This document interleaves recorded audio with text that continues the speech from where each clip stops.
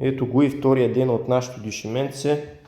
Имаме 2 см тук, 2 тук, тук имаме 3, тук имаме 0 см, тук имаме 4, 5, 6, пак 6, 7, 8, 9 и там вече е 12 някъде.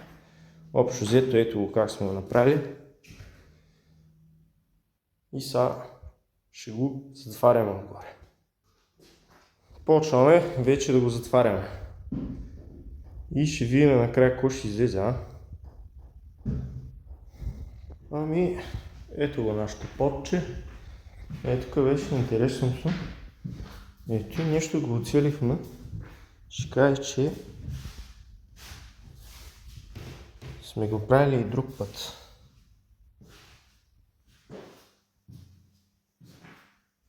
Ето го и финалния резултат.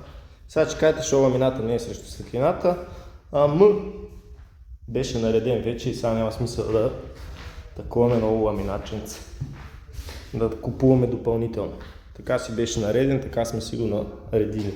Въпросът е, че вече нямаме ден и вела. Ехо, да, даже по-да измит, вече сме по чорапи. Гардероба вече не излита. Не знам колко е право, но гардероба не излита. И дрейте, нема седи, ризата нема седи така.